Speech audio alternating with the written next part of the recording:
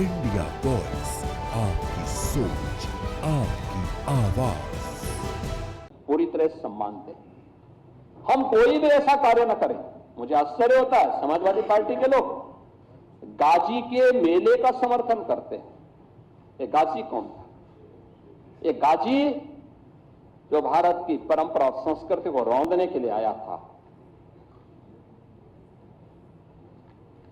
श्रावस्ती के तत्कालीन नरेश महाराज सुहेल देव के नेतृत्व में हिंदू राजाओं ने उसको रौंद डाला। सम्मान महाराज सुहेल देव को मिलना चाहिए था।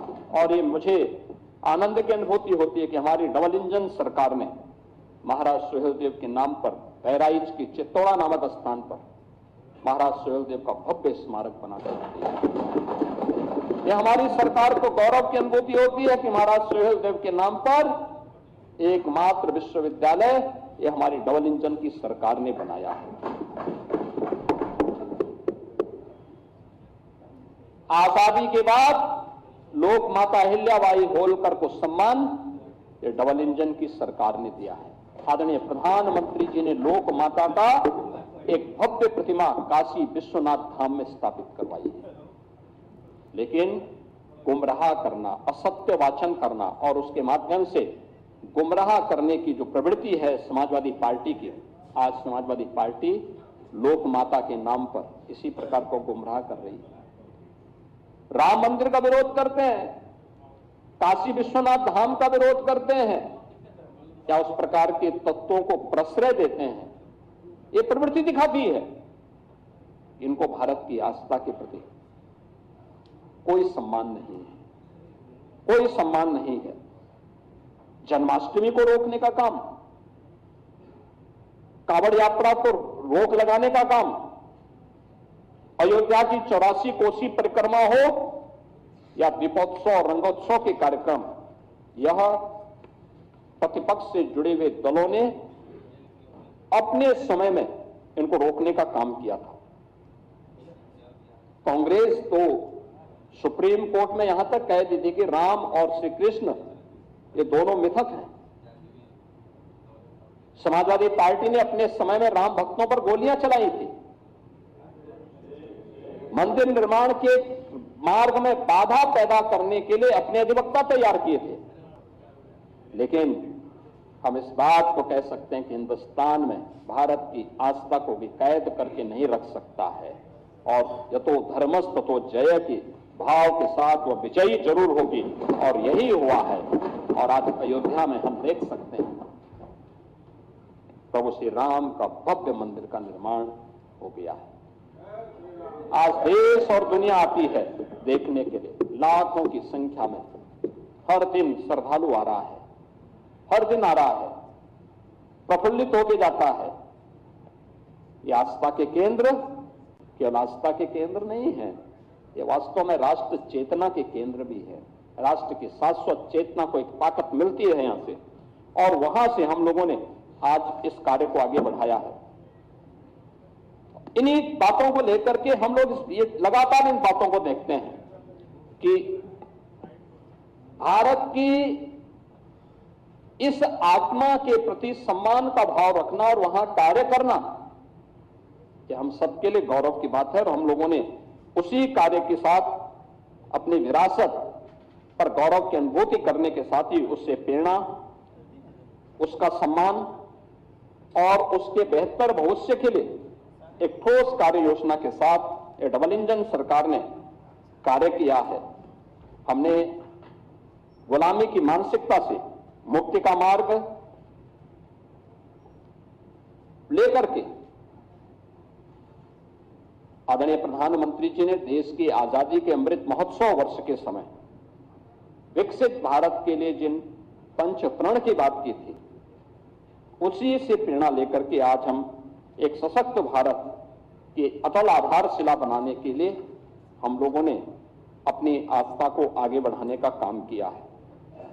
आज प्रयागराज हो, अयोध्या हो, काशी हो, मथुरा वृंदावन हो, विंध्याचल हो, चित्रकूट हो, सुखतीर्थ हो, संभल, बरेली, नैमिषारण्य, ये जितने भी पावन तीर्थ हैं, हमारे बौद्ध परिपथ हैं, अन्य भारत में जन्मी हुई उपासना विधियों से जुड़े हुए जितने भी तीर्थ स्थल हैं, इन सब के समग्र विकास के लिए आज वहां पर जन सुविधाओं के विकास करने के साथ ही डबल इंजन सरकार ने उनके समग्र विकास के लिए भी कार्य प्रारंभ किया है।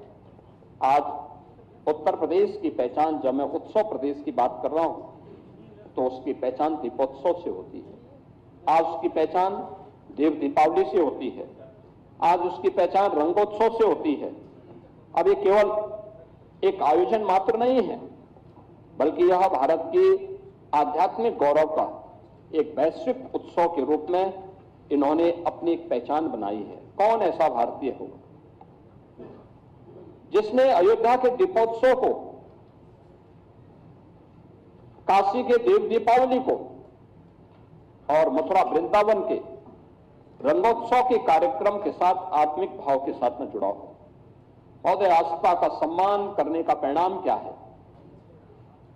यही उत्तर प्रदेश, जिसको बीमारू राज्य कहकर के लोग इसकी तौहीन करते थे, इसके बारे में हंसते थे, तमाम प्रकार की टिप्पणियां करते थे, और जब हम लोग 2017 में आए थे तब उत्तर प्रदेश की जो जीएसडीपी थी यह मात्र 13 लाख करोड़ की थी, और यानी 1947 से लेकर के 2017 तक इन 70 वर्षों में इस यात्रा को तय करने में समय लगे 70 वर्ष, और हमने अचीव किया मात्र 13 लाख करोड़ की जीएसडीपी। लेकिन बहनों, इसमें मैं कह सकता हूं कि 2017 के बाद मात्र 8 वर्ष के अंदर, 8-8.5 वर्ष के अंदर डबल इंजन सरकार ने इसमें 23 लाख करोड़ अतिरिक्त जोड़े हैं। अब उत्तर प्रदेश की अर्थव्यवस्था 36 लाख करोड़ की हो चुकी है। देश की जीडीपी में यूपी का जो योगदान था, जब ये देश आजाद हुआ था, यूपी का शेयर था 14%। लगातार घटते घटते घटते घटते 2017 तक आते आते यह 16-17 में आते आते 8% रह गया। अब फिर से इसको बढ़ा करके 9.5% तक पहुंचाने में आज सफलता प्राप्त हुई है। हमने पर कैपिटा इनकम को भी 3 गुना करने में सफलता प्राप्त की है। इसके लिए पिछले 8-8.5 वर्ष में कोई जनता जनार्दन पे कोई अतिरिक्त टैक्स नहीं लगाया। हाँ, हमने टैक्स चोरी को रोका है, रेवेन्यू लीकेजेज को प्रभावी ढंग से उस पर अंकुश लगाया है, और तब हमें ये सफलता प्राप्त हुई है। आज प्रदेश आज मैं कह सकता हूं कि पिछले 5-6 वर्षों से लगातार रेवेन्यू सरप्लस स्टेट के रूप में अपने आप को स्थापित किया है। जोरदार वित्तीय अनुशासन भी है और विकास के दोनों मिसाल, दोनों का संतुलन आज उत्तर प्रदेश के अंदर देखने को मिल रहा है। अब उत्तर प्रदेश का बैंकों में जमा होने वाला पैसा, यानी जो पैसा पहले उत्तर प्रदेश के अंदर 100 रुपया अगर जमा होता था तो मात्र 43 रुपया बैंकों में जमा, वहां पब्लिक के उपयोग में खर्च होता था। आज हमने इसकी संख्या बढ़ा करके 100 में से 61 से 62 रुपया आज उत्तर प्रदेश के नौजवानों को, यहाँ के व्यापारियों को आज खर्च करने के लिए प्राप्त हो रहा है। यानी सीडी रेशो 43% से बढ़ा करके हमने 61-62% पहुंचाने में सफलता प्राप्त की है। और अब मैं इस बात को कह सकता हूं कि हर एक व्यक्ति इस बात को गौरव के साथ कहता है कि उत्तर प्रदेश बेहतरीन स्थिति में है, उत्तर प्रदेश सही दिशा में आगे बढ़ रहा है। महोदय, अन्नदाता किसानों की चर्चा हमारे गाए बगाए हमारे प्रतिपक्ष के लोग भी करते हैं। नियत उनकी साफ नहीं, क्योंकि उत्तर प्रदेश तो देश की सबसे बड़ी आबादी का राज्य भी है और सबसे अधिक खाद्यान्न उत्पादन भी करता है। लेकिन अन्नदाता किसानों की स्थिति इनके समय में क्या थी, इन्होंने कहां पहुंचा दिया था? आज हम कह सकते हैं भारत का अन्नदाता या अन्नदाता भारत की एक पहचान थी। भारत आज से 2000 वर्ष पहले दुनिया की अर्थव्यवस्था का सिरमौर था। 44 से 45% अर्थव्यवस्था पर भारत का एकाधिकार था और भारत का स्वर्ण युग था। आज से 400 वर्ष पहले भी यही भारत के अंदर स्थिति थी कि भारत का शेयर ग्लोबल इकोनॉमी में भारत की स्थिति 24 से 25% पर भारत का अधिकार था। औपनिवेशिक काल में यहां पे शोषण किया गया, लूटा गया, परंपरागत उद्यम को समाप्त किया गया, अन्नदाता किसानों को जो पहले उपभोक्ता उत्पादक था उसको उपभोक्ता बना करके रख दिया। कच्चा माल यहां से बाहर जाता था, सस्ते में वहां से पक्का माल बन करके आता था और उस पर भारी टैक्स लगते थे और वो महंगा होकर के यहां बेचा जाता था। लेकिन आज हम कह सकते हैं कि अब जो पिछली सरकारों ने भी औपनिवेशिक काल की उसी मानसिकता के साथ अन्नदाता किसानों के साथ अपने एमएसएमई सेक्टर में परंपरागत उद्यम के साथ जुड़े हुए जो कारीगर थे इनके साथ यही व्यवहार किया। आज पिछले 11 वर्ष में आदरणीय प्रधानमंत्री जी के मार्गदर्शन और नेतृत्व में अब किसान उत्पादक से उसे हमने फिर से उसकी पहचान उस रूप में प्रस्तुत की है। चाहे वह अपने आप में किसान हो, कारीगर हो, इन सभी को हम लोगों ने मजबूती के साथ आगे बढ़ाया है और हम इस बात को मानते हैं कि देश किसानों के श्रम से, कारीगरों की सृजनशीलता से खड़ा हुआ है। हर गांव हमारे यहां एक आत्मनिर्भर इकाई हुआ करती थी, ग्राम स्वराज उसकी आधारशिला थी। आज चाहे वह कृषि हो, पशुपालन हो, हस्तशिल्प आदि कोई भी क्षेत्र रहा हो, यहां पहले किसान उत्पादक था, कारीगर स्वयं में उद्यमी था, व्यापारी राष्ट्र को जोड़ने की सेतु हुआ करता था। उत्तर से दक्षिण, पूरब से पश्चिम, पूरे देश को जोड़ने का काम होता था। 17 के पहले कृषि के बारे में कोई स्पष्ट नीति नहीं थी। अन्नदाता केवल एक वोट बैंक बन गया था, लागत अधिक थी, उत्पादन कम था और बिचौलियों का वर्चस्व था। 17 के बाद डबल इंजन के डबल स्पीड, लागत कम, उत्पादन ज्यादा। अन्नदाता को विकास में भागीदार बनाया गया और अन्नदाता से उद्यमी बनने की एक कहानी आज उत्तर प्रदेश के अंदर देखी जा सकती है, जब हमारा अन्नदाता किसान एफपीओज के माध्यम से या जब गांव की एक महिला डोन दीदी के रूप में अपनी एक पहचान बनाती है। आज विकास की यात्रा में हमारा अन्नदाता किसान सक्रिय रूप से सहभागी बना है। हमारा संकल्प कृषि को income based and value edition model के साथ जोड़ने के साथ ही अन्नदाता किसानों की आय को बढ़ाना है। आज उत्तर प्रदेश में कृषि विकास की दर 8-8.5% से बढ़कर के 18% हम लोगों ने प्राप्त किया है। एमएसपी पर पारदर्शी खरीद हो रही है और डीबीटी का जो पैसा है वो सीधे डीबीटी के माध्यम से अन्नदाता किसानों के खाते में जा रहा है। यह तब है, इसी का परिणाम है 11% देश के अंदर कृषि का जो कुल भूमि भूभाग है 11% यूपी के पास है, लेकिन इस 11% में उत्तर प्रदेश 21% खाद्यान्न उत्पादन कर रहा है। अब अन्नदाता बीज से बाजार तक एक ग्लोबल मार्केट एक्सेस उसको उपलब्ध है और प्रधानमंत्री किसान सम्मान निधि में भी उत्तर प्रदेश के अन्नदाता किसानों को 95,000 करोड़ रुपए से अधिक की धनराशि सीधे उनके अकाउंट में हस्तांतरित हुई है। आज अन्नदाता किसानों को उन्नत बीज, प्राकृतिक खेती, ड्रोन और जलवायु अनुकूल आधुनिक तकनीक की सीधी जानकारी सरल भाषा में उपलब्ध कराने का काम भी प्रदेश भर में हो रहा है। कृषि वैज्ञानिकों, स्टार्टअप्स और प्रगतिशील किसानों से व्यावहारिक प्रशिक्षण भी आज अन्नदाता किसानों को प्राप्त हो रहा है। खेती के बाद खेत में सारे कृषि वैज्ञानिक जाते हैं और किसान के खेत में चर्चा होती है। मुझे भी कई जनपदों में जाने का अवसर प्राप्त हुआ था।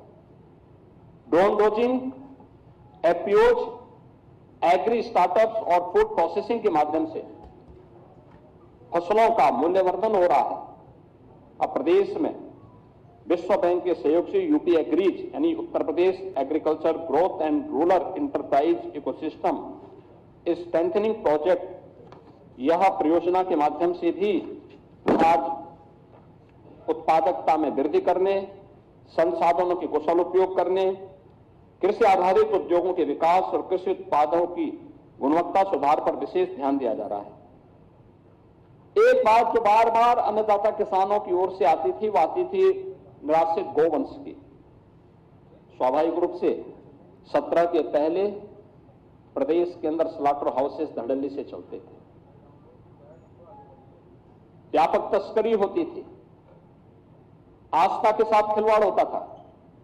जीरो टॉलरेंस की नीति के तहत गौ हत्या और गौ पर एक कठोर कानून प्रदेश के अंदर बना। हम लोगों ने प्रदेश के अंदर गौ तस्करी को रोका। तमाम गौवंश निराश्रित होकर के सड़कों पे आया। आज 7,727 से अधिक गौ आश्रय स्थल उत्तर प्रदेश के अंदर संचालित हैं, जिनमें 16 लाख से अधिक गौवंश संरक्षित है। और प्राकृतिक खेती, गौ आधारित खेती, इसी के माध्यम से आज हम आगे बढ़ा रहे हैं और उसी का परिणाम है कि आज उत्तर प्रदेश दुग्ध उत्पादन में अग्रणी राज्य है और मत्स्य उत्पादन में भी उत्तर प्रदेश ने दुगने से अधिक की सफलता प्राप्त की है। महोदय, गन्ना किसानों की चर्चा अक्सर सदन में होती है। आज देश के कुल गन्ना उत्पादन का 55% उत्तर प्रदेश का किसान उत्पादन कर रहा है। सन 2000 से 2017 के बीच कुल 2,14,000 करोड़ का भुगतान हुआ था 17 वर्षों में, और 2017 के बाद से अब तक पिछले 8 साढ़े 8 वर्ष में हम लोगों ने 3,06,000 करोड़ रुपए का गन्ना मूल्य का भुगतान किया है। यानी 90,000 करोड़ रुपए से अतिरिक्त भुगतान आधे समय में हम लोगों ने अन्नदाता किसान को किया है। 122 चीनी मिलें संचालित है और गन्ने का दाम 400 रुपया प्रति कुंटल भी हम लोगों ने किया है। इथेनॉल प्रोडक्शन 41 करोड़ लीटर से बढ़कर के 182 करोड़ लीटर आज प्रदेश के अंदर हो रहा है। और ये इथेनॉल उत्पादन, इथेनॉल ब्लेंडेड पेट्रोल प्रोग्राम के अंतर्गत अब शुगर यानी इथेनॉल सेक्टर को एश्योर्ड कैश फ्लो सेक्टर बना दिया है। ये जो इथेनॉल उत्पादन में ब्लेंडिंग होने के बाद से अब ये मान्यता है कैश क्रॉप के रूप में गन्ना तो माना ही जाता था, अब इथेनॉल उत्पादन भी यानी अन्नदाता किसान और चीनी मिलों का एश्योर्ड बायर फास्टर पेमेंट भी इसके माध्यम से सुनिश्चित हुआ है। महोदय, प्रदेश के अंदर कृषि इंफ्रास्ट्रक्चर को भी काफी मजबूती के साथ आगे बढ़ाया है। हमारे पास 89 कृषि विज्ञान केंद्र वर्तमान में कार्य कर रहे हैं, कुछ सेंटर ऑफ एक्सीलेंस भी विकसित किए गए हैं। कृषि मंडियों और ग्रामीण सड़क नेटवर्क का विस्तार हुआ है। एक्सप्रेसवे और लॉजिस्टिक पार्क से किसानों की उपज को राष्ट्रीय और अंतर्राष्ट्रीय बाजार तक पहुंचाना यह सरकार के लिए आसान हुआ है। और कृषि वैल्यू चेन के माध्यम से स्टोरेज, प्रोसेसिंग और कोल्ड चेन अवसंरचना में बड़े पैमाने पर निवेश की स्थिति भी प्रदेश के अंदर देखने को मिल रही है। हर खेत को पानी नहरों के माध्यम से, पाइपलाइन, माइक्रो इरिगेशन, 31 बड़ी परियोजनाओं को हम लोगों ने पूरा करने में सफलता प्राप्त की है। पीएम कुसुम योजना के अंदर सोलर पंप और किसानों को सिंचाई के लिए जो भी उनके बिजली के द्वारा संचालित ट्यूबवेल्स थे, उनको हम लोगों ने मुफ्त में बिजली की व्यवस्था की है। कुशीनगर में महात्मा बुद्ध के नाम पे एक कृषि और प्रौद्योगिकी विश्वविद्यालय की स्थापना का कार्य युद्ध स्तर पर चल रहा है। तो लखनऊ में किसानों के मसीहा चौधरी चरण सिंह जी के नाम पर एक सीड पार्क की स्थापना का काम यहां लखनऊ में हो रहा है। प्रदेश में डिजिटल इकोसिस्टम और कोऑपरेटिव के माध्यम से एग्री इकोसिस्टम का सशक्त किया गया है। अब ई-केसीसी के माध्यम से ऋण स्वीकृति का समय 3 से 4 सप्ताह से घट करके मात्र 5 मिनट हो गया है। प्रदेश में अन्नदाता किसान और सरकार एआई आधारित कृषि प्रणाली पर काम कर रही है। यूनियन बजट में प्रस्तुत भारत विस्तार एआई कृषि प्लेटफॉर्म किसान को उसकी भाषा में निर्णय सक्षम बनाकर हमें और लाभान्वित करेगा। एपीओज का एक मॉडल आज हम सबके सामने देखने को मिल रहा है और प्रदेश के अंदर तमाम ऐसे हम लोगों ने एपीओज गठित किए हैं जो किसान की आमदनी को खासतौर पर महिलाओं की सहभागिता के माध्यम से बहुत सशक्त बनाता है। झांसी का बलेनी मिल्क प्रोड्यूसर हो या आगरा का मिल्क प्रोड्यूसर, ये सभी प्रदेश में ऐसे 5 बड़े मिल्क प्रोड्यूसर वर्तमान में अपना कार्य कर रहे हैं। दूसरा, एमएसएमई सेक्टर में भी जो कार्य किया है, हम सब जानते हैं कि 2017 के पहले ये मृत प्राय सा हो गया था और इसकी स्थिति अत्यंत दयनीय थी। आज ओडीओपी के माध्यम से हम लोगों ने प्रदेश के अंदर जो परंपरागत उत्पाद था एमएसएमई का, उसको वन डिस्ट्रिक्ट वन प्रोडक्ट के माध्यम से इसकी ब्रांडिंग की, इसको डिजाइन के साथ जोड़ा, इसको टेक्नोलॉजी के साथ जोड़ा, इसे हम लोगों ने मार्केट के साथ जोड़ने की कार्रवाई करने के साथ ही पैकेजिंग के साथ जोड़ने के लिए सरकार ने अनेक प्रकार के कार्यक्रम बनाए हैं। आज उसी का परिणाम है कि यूपी 17 के पहले 84,000 करोड़ का केवल एक्सपोर्ट करता था, आज लगभग बढ़कर के 2 लाख करोड़ के आसपास पहुंच रहा है। 77 यानी 77 हमें जीआई टैग प्रोडक्ट आज प्रदेश के अंदर मौजूद हैं जो ग्लोबल मार्केट में जिनके लिए किसी उनकी क्वालिटी पर कोई प्रश्न नहीं खड़ा कर सकता, या यूपी के अंदर मौजूद है। आज प्रदेश के अंदर पीएम विश्वकर्मा हो या विश्वकर्मा श्रम सम्मान, इनके माध्यम से प्रदेश के परंपरागत हस्तशिल्पी और कारीगरों को सम्मान दिया जा रहा है। और इस बार उत्तर प्रदेश स्थापना दिवस के आयोजन के अवसर पर उत्तर प्रदेश ने वन डिस्ट्रिक्ट वन कुजीन के कार्यक्रम को भी आगे बढ़ाया है। यानी ये एक नई ब्रांड यूपी दे रहा है जिसमें एक जनपद एक व्यंजन के अभाव उत्तर प्रदेश के अंदर आज देखने को मिल रहा है। 96 लाख एमएसएमई यूनिट प्रदेश को 3 करोड़ से अधिक नौजवानों को यहां पे रोजगार सृजन का माध्यम बना है।